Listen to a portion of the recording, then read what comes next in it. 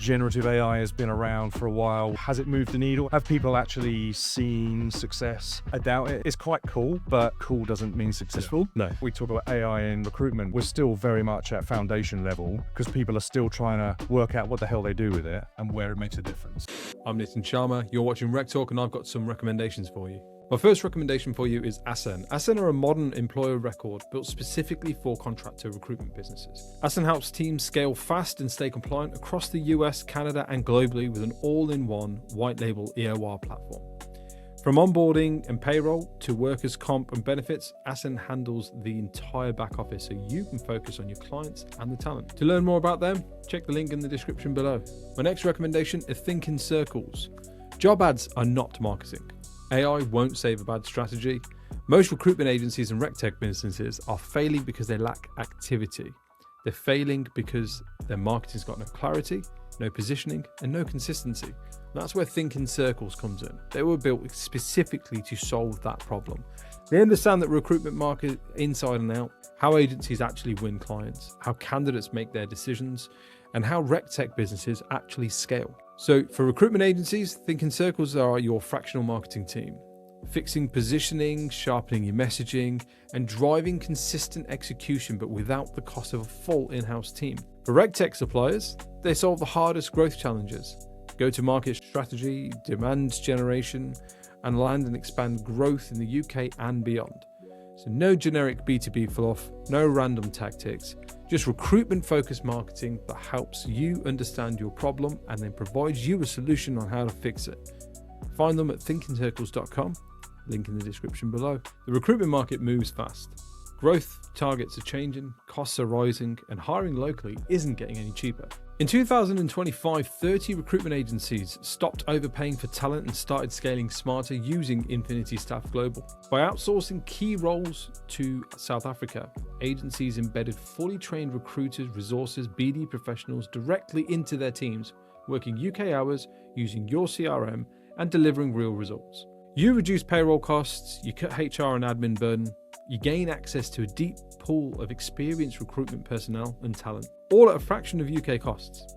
Scale up when demand rises and stay lean when it doesn't. If you're ready to grow without the pressure, discover how at infinitystaffglobal.com, link in the description. I never understood why recruitment businesses that are growing choose to hire a single marketing person who can't do it all, instead of using an outsourced team that can. Also, by contrast, I never really understood why businesses that have got an in-house marketer keep adding headcount rather than strategically outsourcing specialist skills that they need in the team. That's where the marketing junction comes in. They give businesses access to the right marketing expertise at the right time without the overheads of a growing internal team. They specialize in recruitment marketing, which means that they understand how you need to generate new leads, tap into niche and that hard-to-reach talent pool, and build marketing strategies that support both clients and candidates. The result? A lower marketing spend, smarter execution, and a significantly higher return on investment. And if you want proof, the Marketing Junction's hiring savings calculator lets you see for yourself exactly how much you could save by outsourcing strategically instead of hiring again. Link in the description. Are you still wrestling with spreadsheets to calculate your team's commissions every month? Then this next recommendation is for you. Let's be honest, month end can be a total dread for finance teams and a source of sort of guesswork for consultants, right? That's where I highly recommend Conquest. They're a global leader in commission software built specifically for the staffing and recruitment industry. Instead of manual data exports, Conquest plugs directly into your existing CRM or pay and bill system, like Bullhorn, Vincere, JobAdder, you know the lot. And it automates everything from splits down to currency conversions to complex team overrides and clawbacks. But it isn't just about the back office. Conquest brings your commission plans to life with real-time visual dashboards. Consultants get visibility into their earnings pipeline, which doesn't just reduce their inquiries and queries, but actually supercharges and motivates the team too. When your team can see exactly what they're earning at the moment the deal is tracked in the CRM, productivity goes through the roof. The result? Zero error rates, cleaner CRM data, and a massive reduction in the admin burden that comes with calculating these commissions. So say goodbye to spreadsheet headache and get your commission strategy into the 21st century. You can even start with the free health check tool. See how your current setup scores. Details are in the description below.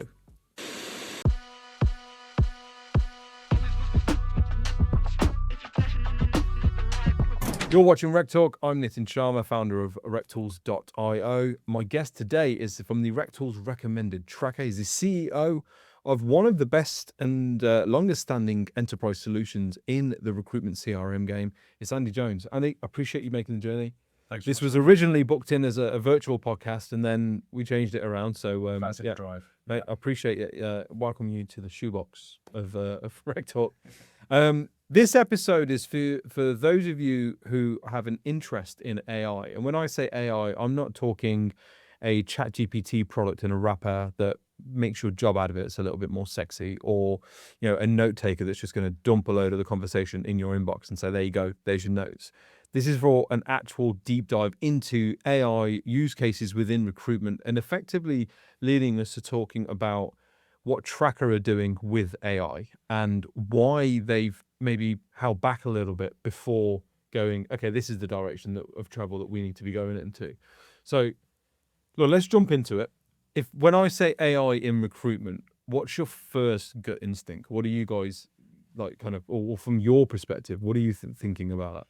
I think, well, to set the scene, mate, I think we don't want this to just be another damn podcast about AI in recruitment, right? So Right. that's not what you and I are chatting about. It's much more now about, the practicalities of it. Where are we in terms of like the evolution of it now? It's been around for a bit, but actually whether it's AI that's going to move the needle, or whether there are other aspects that embrace AI that I think will move the needle. And so when we talk about AI in recruitment, everybody feels like they need it. Generative AI has been around for a while. We had it in a platform, this time last year. Has it moved the needle? Have people actually seen success and bottom line from it? I doubt it in a lot of cases. It's quite cool, but as you know, cool doesn't mean successful. No. And I think it's for me, it's so when we talk about AI in recruitment, we're still very much at foundation level, because people are still trying to work out what the hell they do with it and where it makes a difference. I've said a few times in this podcast, there's a difference between productivity and efficiency, right? Having an AI note taker as an example, just listen to our conversation and send me, here we go, there it all is. Well, that's efficient, because it'll save me sitting there writing notes on a bit of paper or typing them up as we talk, right? That's efficient. But has that made me any more productive? Not really, because if my entire team are just now going, oh, but the notes are on the CRM. Or have you read the notes? Have you contextualized the notes? Do you actually know, or can you remember that conversation? No. So it hasn't made you productive. It's made you efficient, but certainly not productive. You know what I mean? Yeah. And I think there's a lot of that in our industry, where we buy shiny tools that are efficient but not necessarily productive, like the automation software that mass outreaches people on my LinkedIn. Great. Yeah. All right, fantastic. I can drop in, here's 200 connections I want you to connect with, and then when they connect, I want you to send them an intro message, and then keep prodding and poking them until they respond. Right? Yeah. Brilliant. That's effective. Efficiency's there, right? So it saves me sitting there for 2 hours doing it. But is it productive?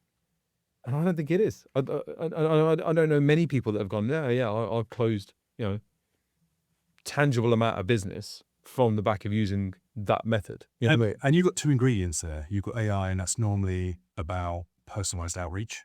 And then you have automation, which is about understanding and reacting to events as they happen. So if somebody clicking a link or responding to your original email. Yeah. And I think that's where we have to look at these two things. And and to your point, when we're talking about, the note takers, recruiters are inherently crap at putting notes into the CRM. Yeah. Right. So this is good stuff. And the reason it's good stuff is because of you look at the cycle of this, which is that, as good as technology can be, if you've got very simple things like note takers that are putting data into the CRM and summarizing it and creating action plans or whatever those be, you're putting intelligence back into the CRM, which otherwise wouldn't be done by the recruiters. That's right. And actually, the better the recruiter, they're like, I don't need to be putting this stuff into the CRM.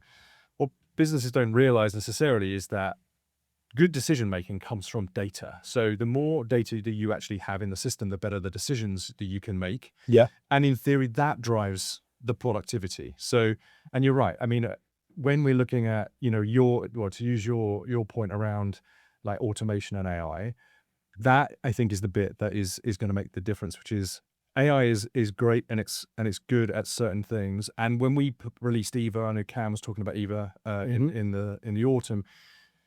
we saw that loads of people used the voice activation. So the curve, if you like, between click and keyboard and mouse, right? And then everyone was using voice. And then it came back down again, right? And it settled because everyone was like, I'm just using it for the sake of using it. Yeah. And I think AI is a bit like that, which is like, wow, this can write emails for me and stuff. And then you're like, it's not my tone, so I kind of need to reword this thing anyway. You think, is this now counterproductive? Because I'm actually getting something to try and mimic what I would say in an email, but I'm having to reread the damn thing and put my tone on it anyway. Yeah. Right? It kind of defeats the object, right? And you know now, you look at any LinkedIn post and it's littered with fucking emojis and long dashes that this has all just been generated by AI, right? So it's, and that, if in a way that depersonalizes what they're doing, right? So I think, is it productive and efficient? I think that's the issue with Gen AI, and that's why I don't think that's really the key agenda point. And the smaller agencies are the nimble ones that are doing stuff with AI and making little changes here and there. The bigger companies are still petrified of doing anything around AI policy because of governance and compliance. We can talk about that in a bit. So I think really the direction of travel is about more around the automation piece. For me, agentic is still the one thing that is going to move the needle on the success or the, if you like, the performance improvements of recruiters. Over and above AI. AI is... Tell me about some of the use cases that you think the agentic would move the needle on, rather than just kind of be like, oh, that's cute. You know what I mean? Yeah. Well, I think so. We were blessed in that, you know, we're now nearly 20 years old as a business, right? So we've grown up in the recruitment industry. And I made a decision very early on, thank God, that we would have everything in one place. Right. So we did not go down the route of a marketplace solution. And that's mainly because of my background in systems integration, which is, you know, recruiters are not data integrators. So having 15 different tools that make up the tech stack is confusing. It's commercially a nightmare, but it's also now, when you're trying to layer AI or anything else on the top of it, becomes a real. Because you're reliant on the sort of the other products that plug into you rather than kind of the natively owned stuff. And shit, I mean, with your background, you should be the one that actually, well, we can integrate this. So and so we talk about single source of truth.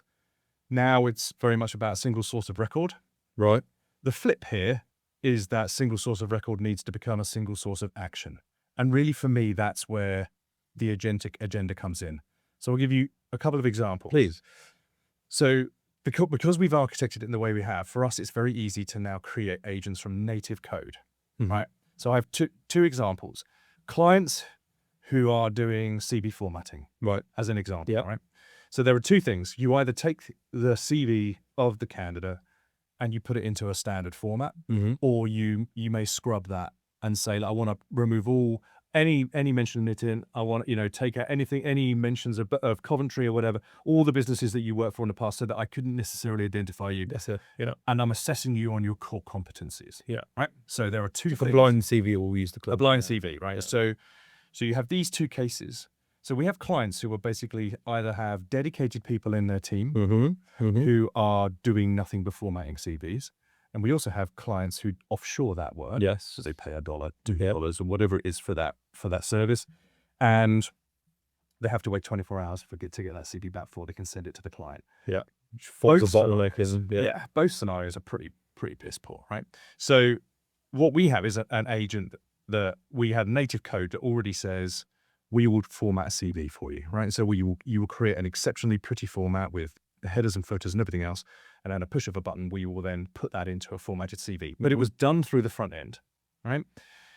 Which meant that you'd still have to go through that process, whether you were in flow of, I'm about to put this candidate forward to the client, I need to flip it into a formatted CV. It doesn't take long to do, but you're still having to do that manually. Wouldn't it be great if an agent was to say, look, every time a candidate applies, I want you to automatically create that formatted CV for me, so that piece of work is done. Because when you stack that up, that company is paying, maybe let's say that they're 30 grand a year, people who are doing that CV formatting, minimum wage, right? 20 grand. That's 50 odd grand that they're spending on reformatting CVs. Whereas an agent can actually automate that process, right? So it takes that out. And why? Because actually that gives Nitin, the recruiter, for example, more time back to talk to clients, more time to talk to candidates. And actually that's the important bit. That's where recruiters make their money, right? They don't make it on the mundane. So where you have either full-time people doing CV formatting or an offshore company, you save that money. Your SLAs come down to basically zero because this stuff is being done at the point of application. Yeah. All right. And those agents sit quite happily in the background. The second option, the second agent would be the blind CV creator or scrubber or whatever we want to call that, right? So that needs AI. Yeah. So there's an AI element to that agent, which says, I'm going to remove personal identifiable information. I'm going to remove any notion of the companies they work for, the locations of those companies we're in, and so on and so on. And that requires AI to do that work. So you have two agents, one with native code, one with AI. So you can see that actually it's the agentic piece, the creation of the agents, that is the most important bit. The fact that some of those will have AI peppered on top in order to deliver a fundamental service as part of that agent, that's the bit that actually it doesn't. So AI is not the driver. Yeah. So for you, the fact that you are sending those emails and people are responding to those emails is the important bit. Yeah. AI is just helping with the personalization. So it's an additive, an enabler. Yeah. Not the core. No, yeah. I get that. Okay. So you guys saw. Tell me about Eva then. So I do want to talk about the governance and like, so that element because I don't think there's enough conversation around that. But before we do that, tell me about Eva. Cam touched on it, and I think compared it to almost like a sort of a Siri or an Alexa type setup. You know, I call it the Jarvis type thing, right? Yeah. Data's there. I just need to talk to and interface it. Does it? Yeah. You mentioned that there was an uptick in people doing it, and then they were kind of like, it's a bit fucking weird, though, isn't it? Like, I mean, like, I'm just doing it because I can. Yeah. Which is probably the same if you check the usage of Siri over the years. It was everybody was using it to a point, and then it's sort of, then it's kind of like this is where the actual use parity. We find parity of actual overuse. Yeah. So talk me through that and Eva as a concept and why you've gone down that route. All right. So what LLM do you use? So we use Notebook and GPT. GPT, right? So those. So it's Gemini. So whether it's Gemini, GPT, you've got Grok, got Claude, right? Whatever those be. So they're all LLMs, and essentially what they're doing is sitting on top of data. Yeah. And that's whether that's internet data or anything else, and is basically allowing you to interrogate and pull together lots of information, disseminate that information in order to answer a question, typically answer a question or perform a task, right? And they're very good at that. So when, as part of our overall strategy around agentic, what we have is a vast platform. Okay, we cover everything from front, middle, and back office completely in-house, right? So we have a vast amount of code that runs all of those functions. Yeah. And so for us, what we can do is we can pull those functions out and essentially wrap them around an agent that says, I will format CV, as an example. Yeah. Okay. Yeah. So we have this layer. Then we have obviously all the data. And because we have a single source of record, we have all of the data in the system. So we have a holistic view of everything that's going on in the business, right? Yeah. So what we needed was almost an LLM to sit actually inside Tracker that not only uses the reference data, which is I'm in a job and I can say, look, with a specific focus on management experience, tell me who is the best in my shortlist when it comes to the automotive industry, or something like that. Yeah. And so the context is very clear, which is that you are focusing that LLM or Eva in our case on that information. Wouldn't it be also good if they had agents available to them as well? So she has agents available to then say, actually, can you just, I'm in Nitin's candidate record now. Can you tell me which of my clients I can pitch for? I can pitch him to. Can you also go and investigate anyone else in the Coventry area that Nitin would be suitable for that's not on my database and cross-reference that? And then put leads in so I can prospect Nitin out to those clients at the same time. So we can do all of that with Eva because she's basically looking at all of this reference data. But because with our agentic stream, we've said, look, all of these agents also become available to her. She can then build the emails, reformat your CV, and so on and so on. And I think that's the difference between surface AI, where people are saying, oh, we put generative into it, we've got AI running through the platform. Yeah. And it's like, it's skin deep, right? Yeah. So it'll do stuff at the application layer, but unless you get down to data, you're never really going to realize the true value of it.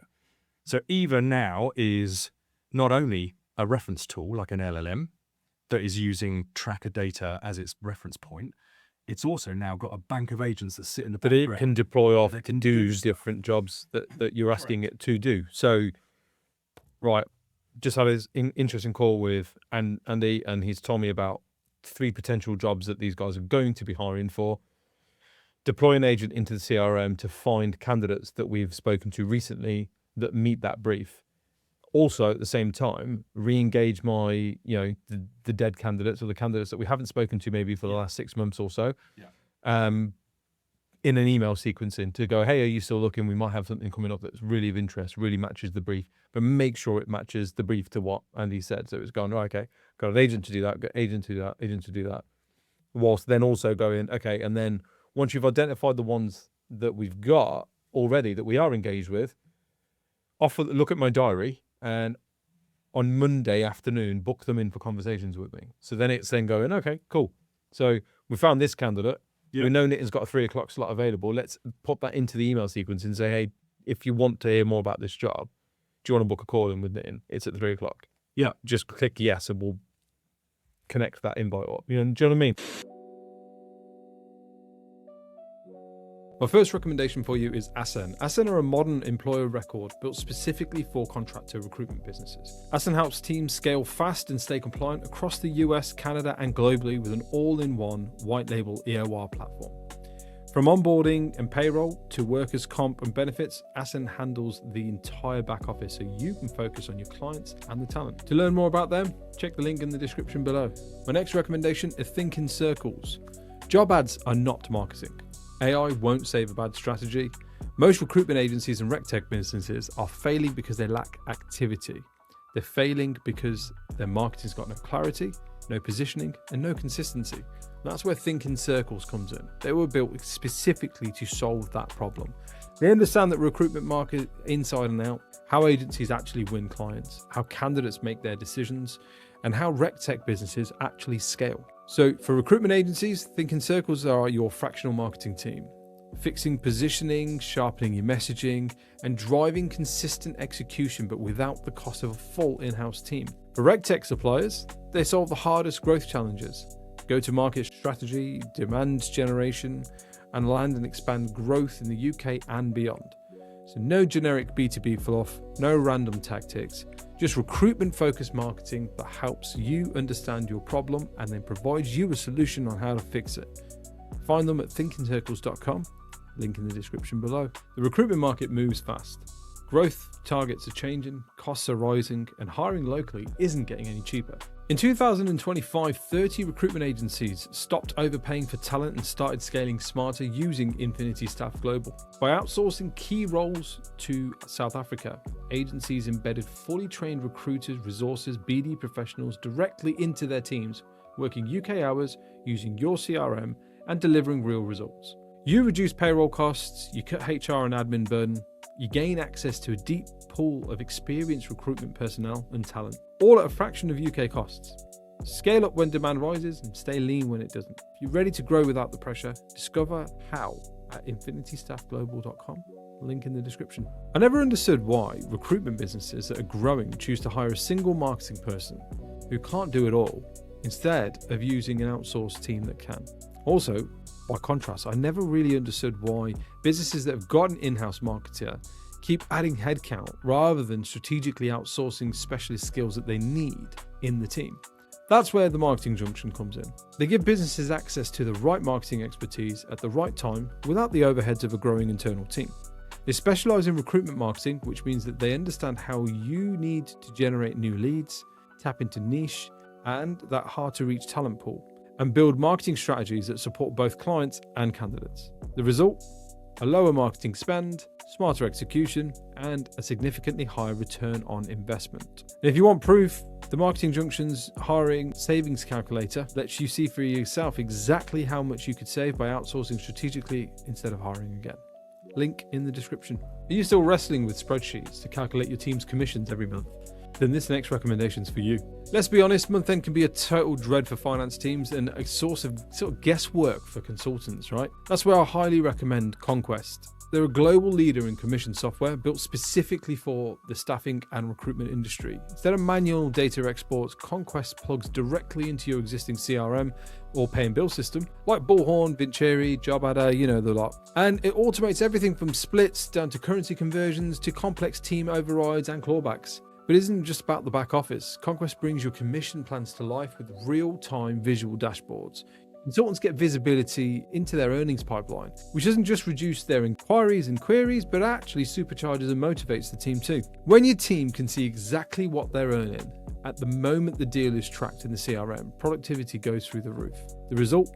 0 error rates, cleaner CRM data, and a massive reduction in the admin burden that comes with calculating these commissions. So say goodbye to spreadsheet headache and get your commission strategy into the 21st century. You can even start with the free health check tool, see how your current setup scores. Details are in the description below. And those are the sort of like, think of those like the admin bits that the recruiters do. You know, where we see the most success, for example, is let's say that you apply for one of my jobs. It's Sunday night, right? It's like 9 o'clock or whatever, and you're like, oh, shit, I don't want to go to work tomorrow, right? Let's see what else is out there. Right? Up comes my job, and you're like, I'm going to apply for this job. Normally, you would expect, well, maybe I'll get a call, if I get a call at all, because posting is awful. Let's be honest, If you get a call, then it's going to be at 10 o'clock or whatever when the recruiter's got in, looked at all your stuff and gone, all right, Nigel, oh, sorry, Nitin, let's have a chat about, right? And that is it's a poor experience for the candidate. Let's assume they get a call at all. Yeah. Where we see the success is that someone applies, you've put your CV into my registration form. So we actually have an agent that sits there and says, compare that to the JD, because Nitin may not have written his CV specifically for my job. Yeah. It's just his CV. Yeah. So I'll say, hey, Nitin, you're pretty strong in these areas, but there's a couple of areas where we don't quite cover the brief. Can you tell me a bit more about X, Y, and Z, right? Just embellish a little bit more about that. So you get screened as part of the triage in process. these candidates, yeah. Now you can do that at the point of application. Why? Because you may apply for 4 jobs on a Sunday night, and then somebody phones you up at 11 o'clock on Monday morning. You're like, which one was this for again? Yeah. Right. Which happens. So you're off guard, let alone Yeah. them, right? So then they're trying to scrab around going, well, while I'm talking to you, Nitin, I'm going to read your CV and I'm going to try and work out something. Try and make intelligent some, to say, right, that's I'm it. gonna- Add some notes onto my CRM about the things that are missing, and then I'll email you and expect you to update your CV, but you've got, so I'm busy for the next 3 days. So again, creating that bottleneck in the process, whereas actually, see, what about rejecting candidates though? Well, if we have a So I've applied screening- for a job that I'm just absolutely not suitable for. And well, there's 2 options here. One is that you can set the threshold that says, if you put your CV on and you're just not suitable for it, you could literally say, this isn't for you at the point of application. It saves everybody's time. Yeah. But what you can also do is have an agent that says, can you go and look at all of the other open jobs they've got? Or can you actually make a recommendation that says, given your skill set, Nitin, have you thought about broadcasting, right? Because actually you could lend yourself more to that side of your CV than you could what you think you want to do. Yeah. Which is that, your skill set is such that you're never going to win against the competition on this side of you, but these are your strongest skills. So what you've got is then you've got a process that says, either for us, a rejected candidate is an opportunity. And that is, they may be suitable for another role I have in the business. And because I've got your application at that point, I can say, what else could Nitin do? Yeah. Or I could say, actually, it looks like you're going for this role, but actually, have you thought about this? Because again, you can deploy that against the portfolio of jobs that you've maybe had on over the last 3 years. And like, do we ever place somebody like this? Yeah. Has there been a time where actually this sort of candidate we've managed to find roles for? Because in that case, we should probably flag that to the candidate that, hey, we might be able to help you, not for this one, but we might be able to help you. But then also flag it to the consultant that did that vacancy and ran that one last time and say, listen, we've got somebody. Do you remember that role you filled 18 months ago with that law firm that was obscure and you didn't really think you'd do it again? Well, we've got another candidate. Maybe spec them. Just absolutely bang on, because that's the thing, right? They've gone to the trouble of applying. Yeah. So that's fresh meat into your process, right? And it may be that job that they've applied for is completely wrong, but actually that's not where you land them. And you're right. This isn't rocket science. if you've got clients that have been submitting JDs for years, why the hell wouldn't you compare CVs against those to say what client would hire them, and do I prospect them out? Do I spec them out to that client? Right, to say, got any other projects coming up? And then it becomes a BD play. That's right. So a rejected candidate suddenly becomes a BD play. And really, that for me is where you need stuff like agentic technology to take the lead, which is not all recruiters are that savvy. But if you could then say, Nitin applied, he's not suitable for this role. I found 2 other roles that he could do and 4 clients that he could do. Do you want me to write an email and spec him out, anonymize his CV, because we've already got an agent that does that, and then get that guy specced out. And you think that's the stuff that is where a recruiter, and I'd love to say that recruiters, if they had all of this time given back to them, they would become uber productive. But that's why the needle on the number of placements being made a month hasn't really changed the last decade, right? But at least you're giving them a fine chance that says, I've done all the grunt work. You kind of really now, you're at the sharp end of execution. There's really no reason. That's kind of really where you should do. And for me, when you're talking about, to go back to your point about productivity and efficiency, that for me is where you'll see it. And that's where I think we'll move the needle with technology. Let me play devil's advocate a minute, though. Yeah. Are we not just dumbing down the role? Because what used to stand apart a transactional recruiter from an exec search recruiter, a good recruiter from like effectively a shit one, was the mindset and the ability to be able to look at something and go, yeah, this candidate's not great for this, but this is a good candidate. I can identify what is a good placeable candidate, and therefore looking at this person's CV, well, hang on, they've worked at Deloitte and KPMG. I'm a spec onto EY and PwC, obviously. Like that was a good recruiter. Are we not going, well, actually, let's just kind of let everybody play at that level? In which case, are we not, in theory, dumbing down the role of a recruiter? In which case, then, really, you're just kind of hiring people to point and shoot. Well, yes. I mean, at the end of the day, where does AI and agentic take the recruitment space? Does it become a bank of recruiters who are, out and out recruiters, and looking at the exec search world, it's all about network and relationships and trust, right? And as you come down the pecking order, now those agencies they've hired those recruiters on the basis that they thought they were good. Yeah. Okay. Does the recruiter's job become less about, I need to remember to do all these processes and so on, and more about almost like herding sheep at the moment, or herding cats at the moment, which is, I've got all of these AI tools I kind of need to like shuffle into a point. And then, I did a roundtable in Mayfair last week, right? We had some of the biggest C-suite people in the industry around that table. And, a lot of them are like, well, we need to think about how we're recruiting recruiters, right? Yeah. They need to be AI savvy and everything else. I'm like, do they? The single point of contact between a recruiter and their technology is their CRM. Yeah. Right?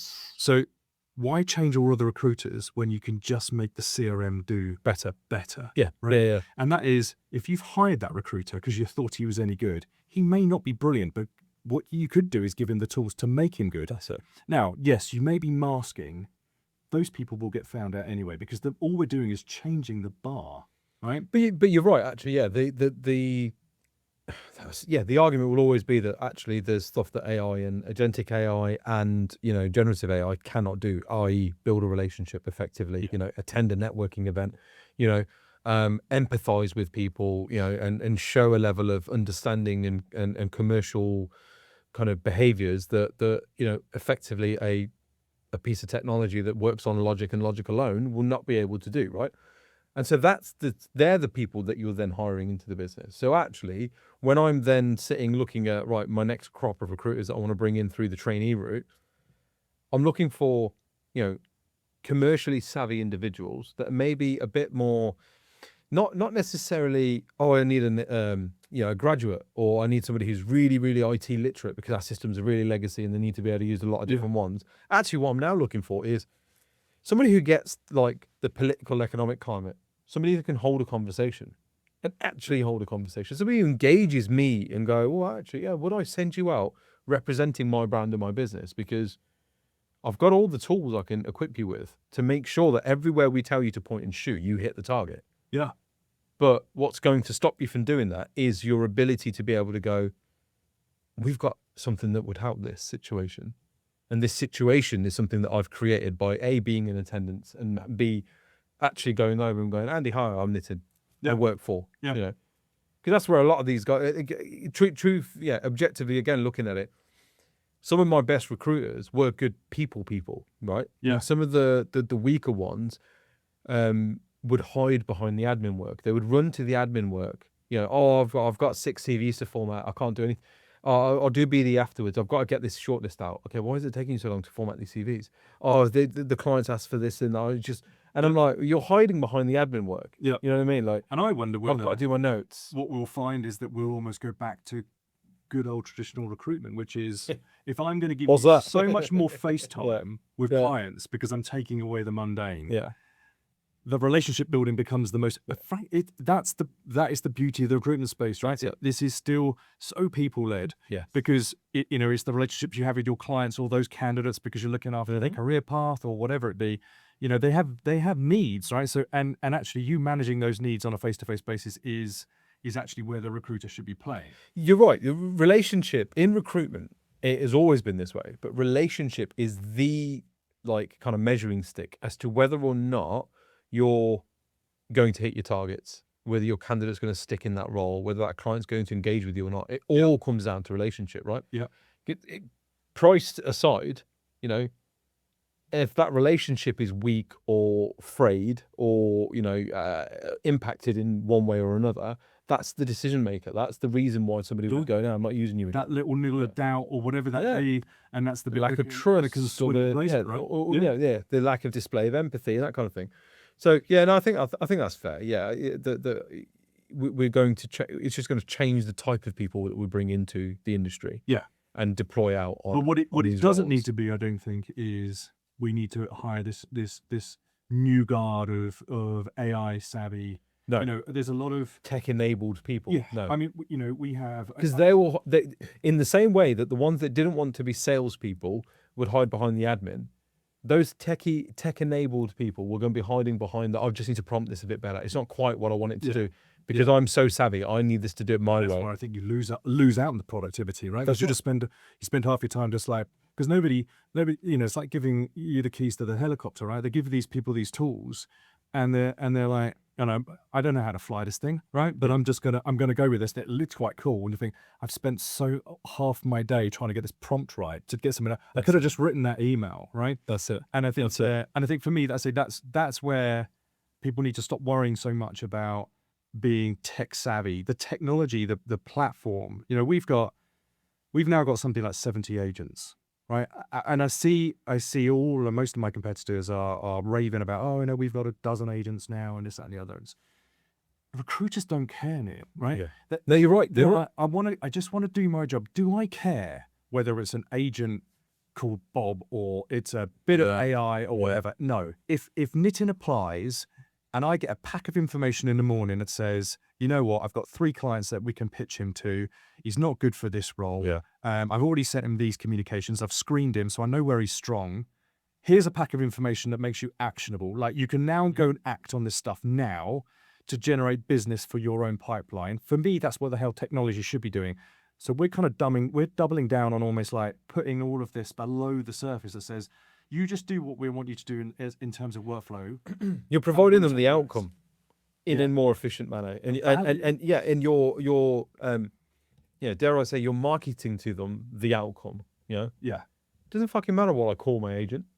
Yeah, I don't need to make a little AI image of it, so you can visually see that, like, you know, you used to use this person in your team, and now you'll use this. Yeah, that scares people. Yeah, that concept scares people. So what you're telling me that. Because, again, you've got to remember, our industry does move relatively slowly in terms of mindset and growth. And all of these recruitment business leaders that are out there, the majority of them still think turnover and headcount are important, right? And so you're telling these people you need to half your headcount because actually you can just replace them with AI people. And they're going, I don't really want to fucking do that. Yeah. Because I like the fact that I've got an office full of people and it's buzzy and it's this and this. Choice, right? And you can make it a office. They can cut the costs, but they can also say we can do double the work. Jeez, yeah, absolutely, right. You can go, hang on a minute, so you can deploy agents that help me do all this stuff. Right, brilliant. And I need to hire recruiters that are going to effectively fill the top of my database with more data, more information, more leads, more contacts, more valuable things that are going to produce all of this. Yeah, brilliant. All right, fine. So I can expand into the US territory and at the same time look at the European territory. Well, yeah. Yeah. I can work 40 jobs instead of 20. All right. Oh, that's really bad. Yeah. I mean, yeah. I can effectively do my job better. Yeah. There's no downside to this, but I think people are, they're still throwing the badges and the tinsel at all of this stuff around AI. And what we are understanding in its use in the last, real probably 12 months in anger is it's not moving the needle. And for me, I say the agentic piece will be the bit that moves the needle, but recruiters fundamentally don't care. They just want to do, if I said to you, if you click on here and says, when your candidate applies, would you like me to create an anonymized CV in French and format it for you? You're like, yeah, because that'll save me 2 hours a week, right? Well, that's, 100 hours a year, right? Well, you can put a value on that, right? So I think it's for me, it's like, and that's just one agent. So for me, that's the stuff that's going to move the needle. Whether the recruiters choose to use that to do 40 jobs instead of 20 jobs is down to that's a client problem. But yes, but yeah, I do worry that a lot of people are thinking we need tech savvy recruiters, and you think, but do you know why though? Because the tech landscape, the rec tech landscape, is so noisy and so convoluted with different products that used to do this, that now do this, that we used to be this, but now we're this. They don't communicate that out properly. They've just shifted because they think they need to or whatever, right? Yeah. Recruitment business owners are going through, they've got a lot to think about, not just RecTech. The only thing that a RecTech supplier has to think about is their product and their RecTech and their products fit in the market. The business owners have got a ton of other things to worry about. Yeah. And so when they do decide to, right, I need to take this seriously, right? So there's a 100-seat business in Birmingham, and he come to me and he was like, right, what CRM do you recommend? And I was like, all of them or none of them.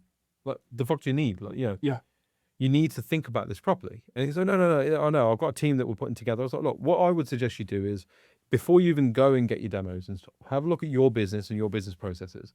And what are the processes that you're not willing to budge on? That I need to do that, or we need to do that. And I want to keep that human for whatever reason that might be. And that could be because you don't want to give that information into the CRM. You don't want it available for other people, departments to see. That might just be because actually Joanne that does that job has worked for you for the last 25 years and you don't want to put her out of a job. And that's okay, right? But scope that out first and then go out to market, because then at least the CRM vendors have got an opportunity to present to you a solution that fits you, right? Rather than just going, 100 seats, we can do that for 75 quid a month, and we'll sort all that stuff when we're live. You know what I mean? And then let you down when we go live, and then they're on board and it all fucking falls apart. But he was like, and I was like, I want to pick your brains in. I was like, have you looked at sequencing, stuff like Sourcewell? Have you looked at stuff like Pager? Have you looked at, and his answer really, I was just like, that's a good point. Because he went, no, because I don't know what they all do. Yeah. And I ain't got time to sit and find out what they all do. A lot of them do the same thing. And everywhere I go, every networking event I attend, every kind of get together I attend, they all want to fucking talk to me because they all want to sell me their shit. Yeah. And I just don't want to hear it. Yeah. I just don't want to hear it. And I was like, this is the problem though. Like, there are solutions out there that are great for your business, potentially, but you're not willing to hear it because it's so noisy and so like AI out there. The recruitment business owners are just switching off because we did dabble, we did buy a few things. Half my team didn't use it, and that is probably what the biggest, the most fundamental mistake, which is I was in Nashville in 24, I think, something like that, and I'm going to say that half of we were there, all the usual CRMs were there. But half, I'd say 40 to 50% of the hall was AI, dropped, they come out of Harvard or whatever, they think they're all the bee's knees. Yeah. And they built the tool, they've got no recruitment experience at all, but they built this thing that is going to make all the difference. Yeah. And I honestly, mate, there were so many of them and you could pick holes in nearly all of them. Yeah. And you think, I'm pretty tech savvy, right? I've been in this industry a long time. Mm-hmm. I'm fucking confused. Can you imagine what it must be like for a business owner, a recruitment agency owner that's going out and going, oh my God. And then they're not on the cold face. So when I was in Miami in last year and I did this, a whole piece around, how do you approach these projects? Like take a single client, take a small piece and just do that, measure it, tweak it, and then look at rolling it out, because a lot of people are finding a shiny toy. Yeah. Then they're going to try and find a problem to solve with it, right? And what you end up with is this bloated tech stack of 15 different things. Yeah, where they don't talk to each other. Giving it to the team and saying, look, this is going to make you, this is going to make you better because your CVs are going to be higher quality, or it's going to be this, that, and the other. And the recruiters are like, all right, excellent, just another tool to throw into the mix. Yes, I think where the recruitment CRMs play is that we're kind of like almost like the foundation. So for us, we should be the custodians of the technology. And we'll come on to things like governance. Please, yeah. But for me, it's like, if we get it, because we're the ones that essentially have been working in that piece, and we're the ones that do all of the due diligence on this to breed products, the ones that are going to make it, the ones that are actually going to make a difference to the recruiters. I think that's our job. I think as the owner of a recruitment CRM, it's my job to actually say to my clients and my prospective clients, I will be the custodian of where this technology sticks. You shouldn't need to have to go and do all of this stuff yourself. Right? No. And then that comes on to governance. And the big one out there, I said, well, I had a hall full of people and I said, who thinks that people in their team are using AI? And most of the people put their hands up. I said, so they're using like a ChatGPT or whatever. Yeah.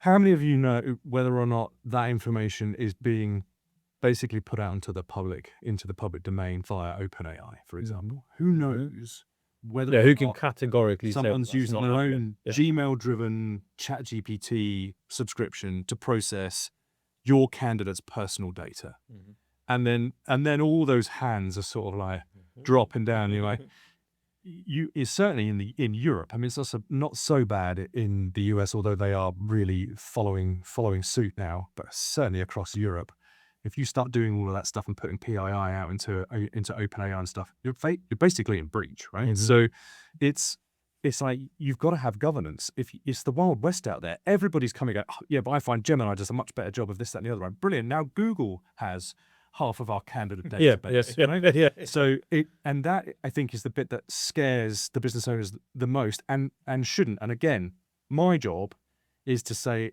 I understand guardrails, right? Hallucinations is a big part of AI and the issue in AI right now. We have to have system guardrails. We can have client guardrails. You might say that, this is the way that I'd like to come across with my clients. So I don't want to stray from this path. This is my brand, my messaging, and that is a client-driven guardrail, right? Those things have to be in place at every stage of the use of AI. Right, yeah. If you are going to remain compliant in one way, shape, or form. Plus, the data has to be processed in an environment that is governed and compliant. And that should be a fundamental. Any CIO sitting out there in these agencies is probably going, what are we doing, right? Yeah.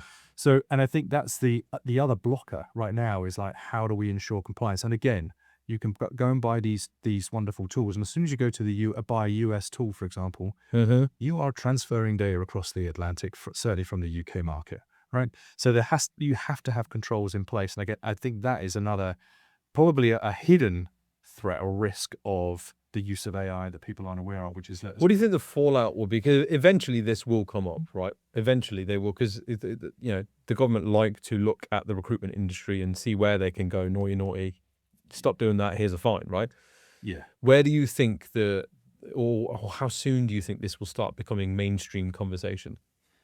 I think what I'm hearing, certainly from my peers in the agency space, the big ones are that they're still, the bigger the agencies, the more they're sort of sitting back and just because they don't want to be the example. No, right? And they would be made the example, right? No one's coming after your friendly local recruitment firm who's been using ChatGPT, and unbeknownst to them, one of their team was using DeepSeek and it ended up in China. Yeah, they're not going to do anything with that. They always stop doing that, exactly. right? So but the minute a Manpower or Hayes going pop up, it's mainstream news. It's front page. That's where they're going to make their buck, right?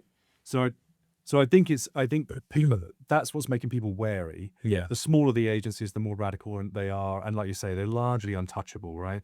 But they're the ones that are falling over their feet. The ones that I feel are doing the right things are the ones that are taking small projects, Yeah. and then measuring them and saying, because it may be shiny and it may be cool, but cool doesn't mean successful. No. Cool doesn't actually mean that it's working. Mhm. It just means it's cool. So I think we have to be, as with anything that hits the market. Automation was the same about 4 years ago. Everyone wanted automation. Like, why? You go, I don't know. Just kind of know I need it. And AI is kind of like there at the moment, which is that people don't really know, and rightly so, because there is a lot of noise. Yeah. For one. And I think that's where we should be the foundation, if you like, of that, where that technology is applied. But also it needs to be done in a controlled fashion, so that the owner's going, I don't want to be on the hook for a massive GDPR Yeah. compliance case. Yeah. Because my eyes are all sitting at the desk with ChatGPT. All right, so it's that bit. I think that's an underlying. But yeah, and again though, this is when it then comes down to actually all tools aside in RecTech, you see every recruitment business needs a CRM. So therefore, actually, you should be looking to your CRM and going, where is the native AI within this? This is where our data is. You don't want to be pulling data out of your CRM to put it into a different large language model, whichever your preference might be, for it to do cool shit and then pull it back into your CRM. Because the question there is, well, why the fuck are you having to do that? You shouldn't be having to do that, right? There's your fundamental problem. And if your CRM is just a repository of data, well, SharePoint will do that for you. You know what I mean? Like, we got OneDrive. Yeah. Well, I think that was so when we talked about like the agentic and having Eva as our LLM. So as part of that strategy, and I say, it's like this. Here's the science bit. Everyone knows what an API is, okay, and APIs are very prescribed, and so you have to give it a specific payload of information, and then you get a specific payload of information back, and then you use that to do any kind of like data integration. To your point, taking information out, doing something with it, putting it back. The CRM becomes a repository of information that should be used for real-time insights, decision-making, and again, it should be a self-fulfilling prophecy. So good workflow, good processes, good use of tools and technology puts good data into the system, and that allows you to get good data out of the system. And that's how the ecosystem of a CRM should work, right? So APIs are a really good way of being able to integrate that data and use it for other means. The new world of API is MCP. You may have come across MCP, so Model Context Protocol. And that is where you almost have, and I say, I use if I sent you down to the supermarket, right, and I said to you, go and get me chocolate-covered cereal, right? And you went, what's the nearest supermarket to here? Probably Morrison's. Morrison's, right? How long do you reckon it would take if I said to you, go and get me some chocolate-covered cereal? 20 minutes. 20 minutes to get there? Yeah, walk down to the car, drive over, go, well, yeah, maybe half an hour. So maybe half an hour. From the door of the supermarket, how long would you, from the walking into the supermarket, how long do you reckon it would take you to get that and then come back to the door? 5 minutes? Yeah, about that. Yeah, 5. Yeah. Would you go in and go start at the top left shelf? And it's all work my way. No, I know where the cereals are, right? I'd look at, their cereals are there, go over there. Right. So essentially that's what MCP is. MCP says, if you tell me what I am, then when someone asks me a question, I'm going to go, all right, chocolate-covered cereal. I'm going to go look for the cereal aisle. Then I'm going to go and look for something that's got a yellow cover and a chocolate monkey or whatever, and Cocoa Pops. There you go. Boom. Right. There you go. So I think, so MCP is a bit like that. So rather than going shelf to shelf, we are basically giving it a description. Yeah. That is what we are building as a fundamental part of the agentic workflow. So Eva is actually just, I'm asking it to go and get me chocolate-covered cereal. But in the same vein, if you're using ChatGPT, you can actually hook ChatGPT up to Tracker and say, can you just tell me which candidates have been placed in the last 3 months that have the following skill sets in the Coventry area? And it will go and do that for you because it's saying, that's my chocolate-covered cereal. Yeah. So MCP is another fundamental part of anyone thinking about renewing their tech stack, that will become a fundamental part because as we get better at putting data into these tools, and that's where AI is playing really well, and that we want to make better decisions, make an overall and get insights, MCP is the way of actually. I mean, accessing there was talk sort of 18 months ago about the problem with MCP as a concept is that the data still needs to be structured in that manner. And unless the contributors of that data play ball, the process falls apart, right? You have to design, if you are going to be chocolate covered cereal, you have to be chocolate covered cereal. And that is that comes down to the design of the product as it were, right? In terms of that definition, and then explaining what it is that you do. What, look at ChatGPT 4, the main evolution between 4 and 5, and what will probably be 6 and 7, is not necessarily like how the speed at which things are done. It's like the thought processes. When I ask you a question, in your head, you will go through probably hundreds of iterations that say, does that answer Andy's question? And ChatGPT 4 was doing like 3 cycles, and then 5 is doing a lot more, and so on. And it will go up to like 15 and 30. It's still not human, but what it's doing is it's trying to qualify that what I've asked of it, it's actually delivering against that answer. It's getting better at actually understanding what it is that I'm asking, especially when people are quite tenuous about what it is what they ask of it. And so from MCP will only ever improve because the more you give it in terms of like accessing information. So we see it now. So when I ask Eva a question, it hits so many different parts of the MCP piece, but it's doing that to try and qualify that it's answered my question. And that's the fascinating bit. It's the sense checking element, isn't it?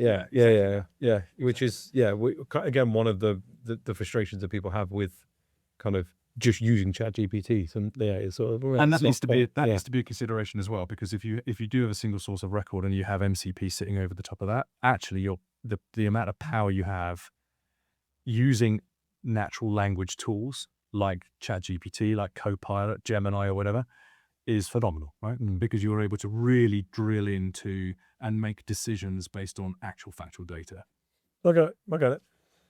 Let me ask a commercial question then here, because again, to the non-AI specialists out there, we hear, AI works on tokens and that kind of thing, and so in fact, let me reframe the question, because actually, I did a bit of kind of support work with a couple of AI tools, and they were like, "Oh, I want to show you our product. Oh, I'd love to get your insights on it." And they're like, "Oh yeah, so for this much a month, you get 300 tokens." And I was like, "People aren't going to get that. You're scaring me, because I don't know. 300 tokens isn't you get 300 times that you can ask it a question, or 300 times I can put a CV into this. That's 300 tokens." And I don't know what the fuck one token is. So if I put a 10-page CV in, is that going to be 50 tokens? Is that going to use 100 tokens? I don't fucking know. Like, this is important to consider here. And he went away and eventually was like, yeah, actually, you're right. We need to maybe go to market with just like an unlimited, like your fair usage policy, but an unlimited usage, right? Correct. Who's eating the costs of you guys putting all this effort into agents and LLM? Who's eating the cost of that? Because as a recruitment business owner, am I going to be sitting there being like, great, it sounds like the cost of CRMs is going to go up? Do you know what I mean? Like, yeah. I mean, we're eating the cost because you have 2 choices, right? You either try and blaze the trail, and I would much rather be the disruptor than the disrupted. So, and our R&D has always been uber, aggressive, right?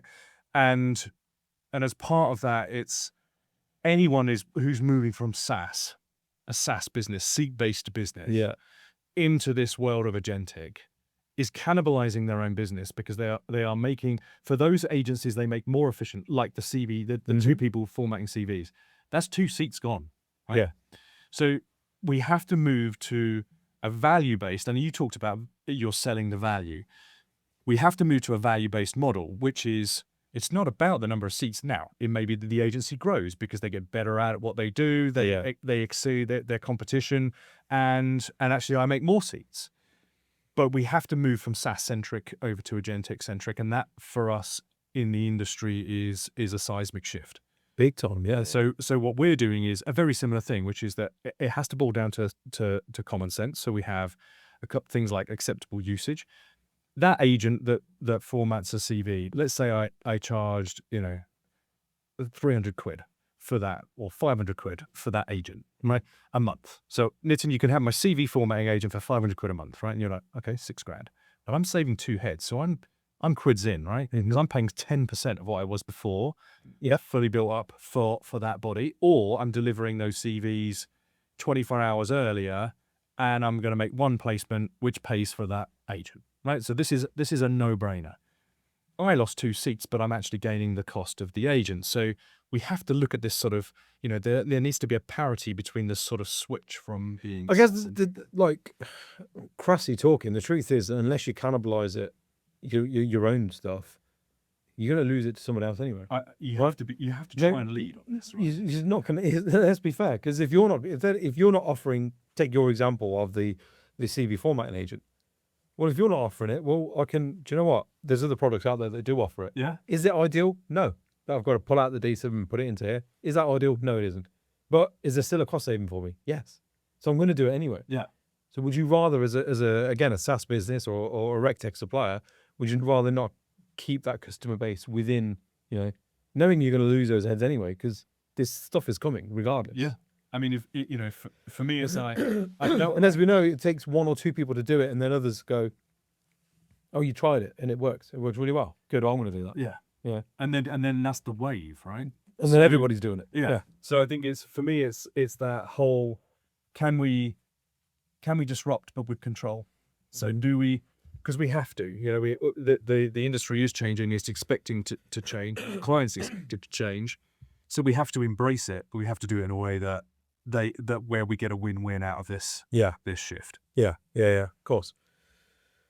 What's the pipeline for 2026 in terms of things that are coming up, things that we should know about? Any RecTalk exclusives you can give me? Well, there's the two main ones, I guess. One is obviously Agentic. So we've done a beta program now with Eva. Essentially, that will become Tracker's LLM. So that will sit in platform. Yeah. But it will also be, it will move from becoming a single source of record to a single source of action. So we will arm her with all of the tools that I've talked about, the 70 or something agents, and we're releasing agents all the time, right? So and again, largely under the surface, so the recruiters understand the value. They don't just go and tick, this is how my agent for blah. It's like, I just want to do this function and get that off of my desk. Great. That's what we did. So that's the key one, and that's our Q1 initiative. We've done the beta, we've done all the POCs on the agentic stuff. We already have our own automation engine built into the platform, so that is powering a lot of what we've done. So it's really now about extracting that native code or peppering it with AI to create really solid agents that our clients can fundamentally use for greater good. And the second one is a TAM play, is a market expansion play. So we've got dynamic rates, so that basically opens up for us the more complex markets like education, like healthcare. And we've spent an awful lot of time now integrating with some of the key payroll providers. As you know, we're UK, Europe. Yeah. We are North America, and we're Australia, New Zealand. Yeah. And that is there's like 44 countries across our spread, and payroll, gross to net pay is a nightmare, and it's not something that I would ever want to embark on as an in-house project. So we've done a lot of work with some really key partners globally on the payroll piece, and that gives us the 100% in-house solution, which is now front, middle, and full back office. So those are the two major initiatives that take us right into that, certainly into the North American healthcare space is one of the most fruitful right now, and so those are probably the key drops in certainly the first half of this year. Great, I appreciate you sharing that. Any closing thoughts? Anything that you want to leave our viewers and listeners with to think about? Yeah, I mean, certainly, if sticking with the topic of AI and agentic, lean on your vendors, lean on your vendor, your main recruitment CRM vendor to be that custodian for you, to guide you through what it is that you need to be doing around AI, because they're the ones that really should be holding the keys and the knowledge to actually what makes recruiters tick. Don't buy shiny toys and then find problems for them to solve. That never works. But definitely start to embrace the concepts of AI and agentic, but do it in bite-sized pieces. Pick a project, define when that project is, implement it, measure it, tweak it before you do anything else with it. Do not go, carte blanche and say like, this is the new tool we're going to use business wide. Prove the concept first, and then roll out from there. If you're going to do it yourselves. I love that, mate. Love that. Thank you so much for that. It was an incredible episode. Guys, if you want to hear more from Andy, from Tracker, get a demo of the product, find out all about the full suite of solutions that they offer, links will be in the description below. I want to thank you, as always, for watching, liking, sharing, subscribing, doing all the cool shit that you guys do that allow me to do this cool shit for a job. New episodes drop every Wednesday and every Friday. We shall see you again. Thanks. Happy with that? Yeah, cool. My first recommendation for you is Asen. Asen are a modern employer record built specifically for contractor recruitment businesses. Asen helps teams scale fast and stay compliant across the US, Canada, and globally with an all-in-one white label EOR platform. From onboarding and payroll to workers' comp and benefits, Asen handles the entire back office so you can focus on your clients and the talent. To learn more about them, check the link in the description below. My next recommendation is Think in Circles. Job ads are not marketing. AI won't save a bad strategy. Most recruitment agencies and RecTalk businesses are failing because they lack activity. They're failing because their marketing's got no clarity, no positioning, and no consistency. That's where Think in Circles comes in. They were built specifically to solve that problem. They understand the recruitment market inside and out, how agencies actually win clients, how candidates make their decisions, and how RecTalk businesses actually scale. So for recruitment agencies, Think in Circles are your fractional marketing team, fixing positioning, sharpening your messaging, and driving consistent execution, but without the cost of a full in-house team. For RecTalk suppliers, they solve the hardest growth challenges: go-to-market strategy, demand generation, and land and expand growth in the UK and beyond. So no generic B2B fluff, no random tactics, just recruitment-focused marketing that helps you understand your problem and then provides you a solution on how to fix it. Find them at thinkincircles.com, link in the description below. The recruitment market moves fast. Growth targets are changing, costs are rising, and hiring locally isn't getting any cheaper.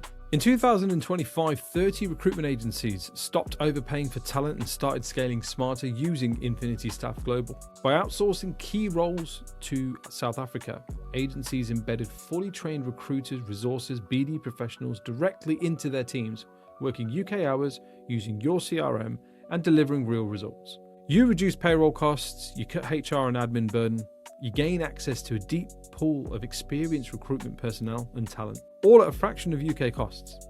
Scale up when demand rises and stay lean when it doesn't. If you're ready to grow without the pressure, discover how at infinitystaffglobal.com, link in the description. I never understood why recruitment businesses that are growing choose to hire a single marketing person who can't do it all, instead of using an outsourced team that can.